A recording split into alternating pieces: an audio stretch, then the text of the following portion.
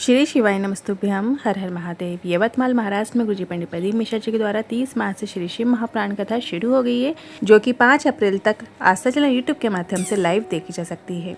आज के इस वीडियो में गुरुजी के यवतमाल में बताए गए नए उपायों की जानकारी मिलने वाली है। और इसी यवतमाल शिव महाप्राण कथा में जो पहले के दिनों में गुरुजी ने जो विशेष उपायों की जानकारी दी थी, जैसे धन प्राप्ति के लिए गुरुजी ने जो उपाय बताया था, सफलता प्राप्ति के लिए, रोग मुक्ति के लिए जो उपायों की जानकारी दी थी, साथ ही अभी वैशाख का महीना चल रहा है, वैशाख के महीने में आप क्या उपाय कर सकते हैं, इसकी भी जानकारी आज के इस वीडियो में आपको प्राप्त होगी।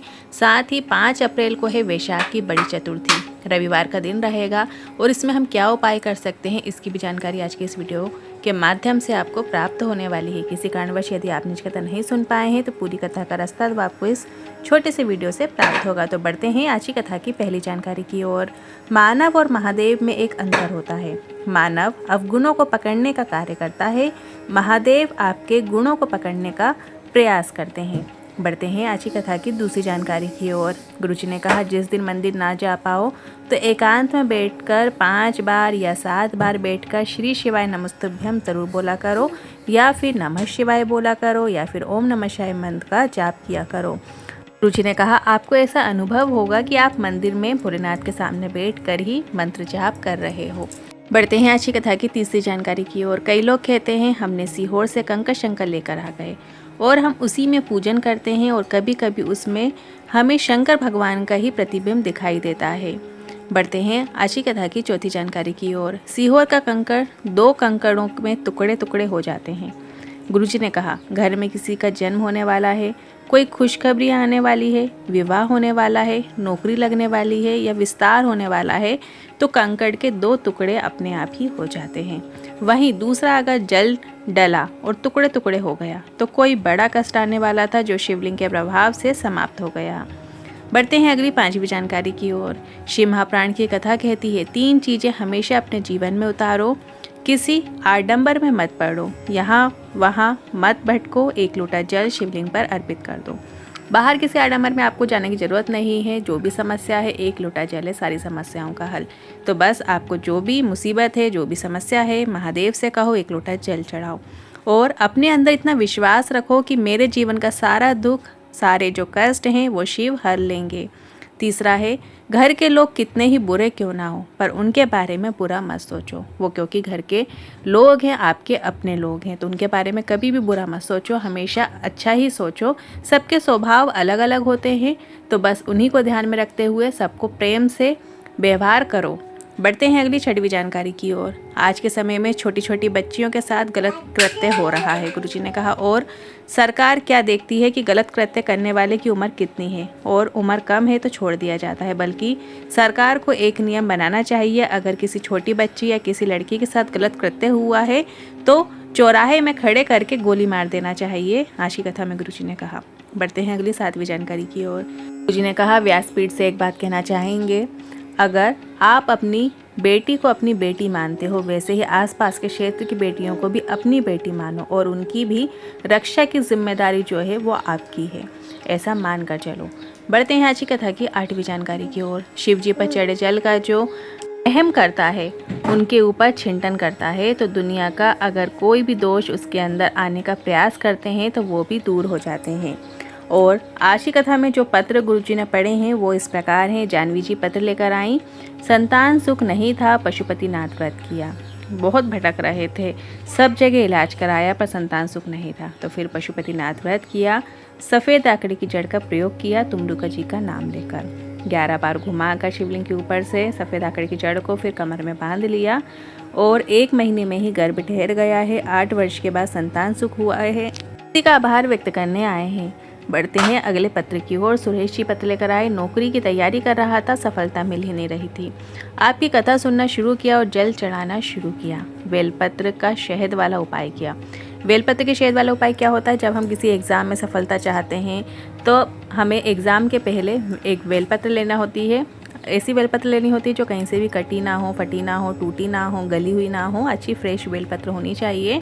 उसका डंठल जो है उसको आपको तोड़ लेना है, और बीज वाली पत्ती में थोड़ा सा शहद आपको लगाकर अपने मन की कामना कर कर एग्ज़ाम जो भी है आपका उसके मन में भाव रखते हुए शिवलिंग के ऊपर आपको उस बेलपत्र को चिपका देना होता है और हाथ रखे हुए ही अपनी कामना करनी होती है। जब आप शिवलिंग पे बेलपत्र को चिपकाएंगे, अपना हाथ रखेंगे, अपनी हाथ की हथेली रखेंगे, तो बस तभी आपको श्री शिवाय नमस्तुभ्यम पहले बोलना है, फिर अपनी कामना बोलना है, कामना के बाद फिर श्री शिवाय नमस्तुभ्यम बोलना है। इस तरीके से ये उपाय किया जाता है। और उनकी नौकरी लग गई है, उसी का आभार व्यक्त करने आए हैं। फिर छाया जी पत्र लेकर आई, लिखती हैं, बेटा नौकरी की तैयारी कर रहा था, सफलता नहीं मिल रही थी। आपकी कथा में सुना था कि बेलपत्र शहद वाला उपाय किया तो बेटे ने मेहनत भी अधिकता में की और साथ ही बेटे की नौकरी लग गई है। इनकी भी वही बेलपत्र और शहद वाले उपाय करने से और खूब मेहनत करने से इनकी नौकरी लग गई है। सुनीता जी पत्र लेकर आई, लिखती हैं, मेरे दोनों बेटे ने जल चढ़ाना शुरू किया और दोनों की नौकरी लग गई है, इसी का आभार व्यक्त करने आए हैं। फिर अगला पत्र आया है चंदा जी का, छोटे बेटे की 12 साल तक कोई संतान नहीं थी, कई जगह दिखाया पर कोई लाभ नहीं हुआ। मेरी बड़ी बहू ने आपकी कथा के बारे में बताया और सफ़ेद आकड़ी जड़ का प्रयोग बताया, वही हमने करवाया और संतान सुख हुआ है, उसी का आभार व्यक्त करने आए हैं। सुलोचना जी पत्र लेकर आई, लिखती हैं, आपकी कथा अकोला में सुनी और पंडाल की मिट्टी माथे से लगाकर नौकरी की कामना कर ली और आज मेरी नौकरी लग गई है, उसी का आभार व्यक्त करने आए हैं। पंडाल की मिट्टी का भी बहुत महत्व बताया गया है। कई ऐसे पत्र आते हैं कि जैसे जिन्हें संतान नहीं है, तो अगर पंडाल में आप कथा सुनने जा रहे हैं, चाहे गुरुजी पंडित प्रदीप मिश्रा जी के पंडाल की कथा हो या अन्य जो हमारे नगर में क्षेत्र में जो भी आप शिव महापुराण कथा होती है, भागवत कथा होती है, जो भी कथा में आप यदि श्रवण करने बैठते हैं तो वहाँ की मिट्टी को अपने मस्तक पर ज़रूर लगाया करें। वहीं यदि आप संतान सुख चाहते हैं तो अपने गर्भ से भी आप लगा सकते हैं। बढ़ते हैं अगली 9वीं जानकारी की ओर। यदि आपका कोई कार्य अटक रहा है, बहुत प्रयत्न कर लिया पर वो काम आपका हो नहीं रहा है, आप सफल नहीं हो पा रहे हैं, वराह पुराण और स्कंद पुराण में भी इसका वर्णन देखने को मिलता है। त्रिजलेश्वर महादेव का नाम आपको लेना होता है। कोई भी शिवलिंग पर कोई भी प्रदोष में आप इस उपाय को कर सकते हैं। तो उपाय को करने के लिए आपको 3 अलग अलग नदियों के जल की आवश्यकता होगी, 3 अलग अलग पुष्पों की आवश्यकता होगी और 3 अलग अलग अनाज की भी आपको आवश्यकता होगी। तो 3 अलग नदियों का जल आप ले लें। आपके घर में जो जल है, गंगा नदी का जल तो रहता ही है और जो आपके नगर क्षेत्र का जल है आप वो भी ले सकते हैं और किसी अन्य नदी का भी जल आप एक ले लें। अब वो शिप्रा नदी हो, नर्मदा नदी हो, कोई भी नदी हो, इस प्रकार से आप जल ले लें। फिर 3 अलग पुष्प ले लें और 3 अलग अलग अनाज ले लें। जैसे मूंग का दाना ले लीजिए, गेहूँ का दाना ले लीजिए, चावल का दाना ले लीजिए। ऐसा करके 3 अनाज आपको लेना है और पूरा उपाय करते समय आपको त्रिजलेश्वर महादेव का नाम लेकर आपको अर्पित करना है। जैसे सबसे पहले 3 नदियों का जो जल है, चाहो तो आप थोड़ा थोड़ा जल आप एक कलश में भी ले सकते हैं और फिर वो आप त्रिजलेश्वर महादेव का नाम लेकर अर्पित कर दें।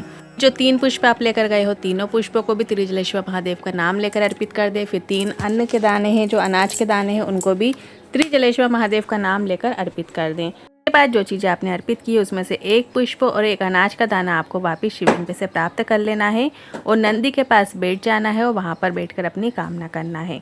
इसके बाद वही अनाज जो पुष्प आप लेकर बैठे हो वही लेकर अपने घर चले जाना है। अपने घर में कोई ऐसी जगह पे रखें जहाँ वो सुरक्षित रखे रहें, या फिर आप उस पुष्प को और दाने को आप भगवान का जहाँ मंदिर है आप वहाँ पे भी आप रख सकते हैं। के बाद जब आपकी कामना पूरी हो जाए तो वही जो अनाज का दाना और पुष्प आपने रखा है उसको वापस लेकर जाना है। साथ में 2 अलग अनाज के दाने और 2 अलग पुष्प आपको वापस 3 करके फिर और 3 नदियों का जल वापस आपको शिवलिंग के ऊपर अर्पित कर देना है जब आपकी कामना पूरी हो जाए। बस आपको इतना ही करना है। इसी तरीके से रोग मुक्ति के लिए भी गुरुजी ने ये उपाय बताया था। बड़ा रोग आ गया है, कोई हल नज़र नहीं आ रहा है, तो 3 कूप, 3 बावड़ी, 3 नदी या 3 तालाब का भी जल आप इसमें ले सकते हैं।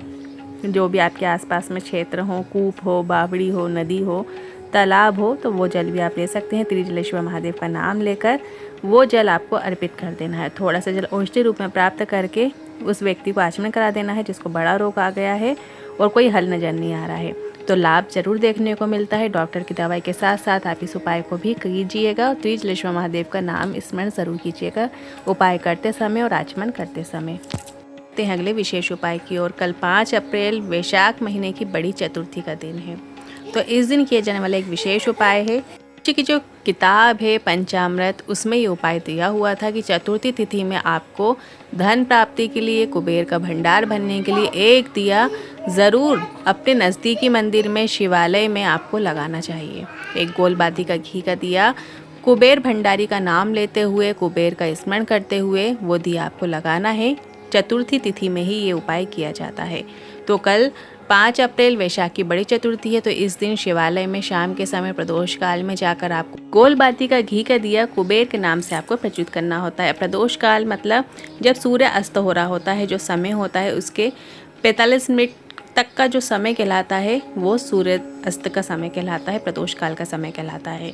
उसी समय आपको वो दिया भोलेनाथ के मंदिर में जाकर प्रज्वलित करना होता है। तो कल बड़ी चतुर्थी है, वैशाख की चतुर्थी बड़ी चतुर्थी कहलाती है। इसमें कई माताएं जो हैं व्रत किया करती हैं संतान की उन्नति के लिए, संतान के स्वास्थ्य के लिए और साथ ही अपने सौभाग्य के लिए भी ये व्रत किया जाता है। तो इस व्रत को किया जाता है गणेश चतुर्थी जो रहती है, इसमें शाम के समय, रात के समय जो चंद्र उदय होता है, चंद्रमा को अर्घ देकर ही व्रत को पूरा किया जाता है। अगर आप इस गणेश चतुर्थी का व्रत करते हैं तो कमेंट में ज़रूर बताइएगा।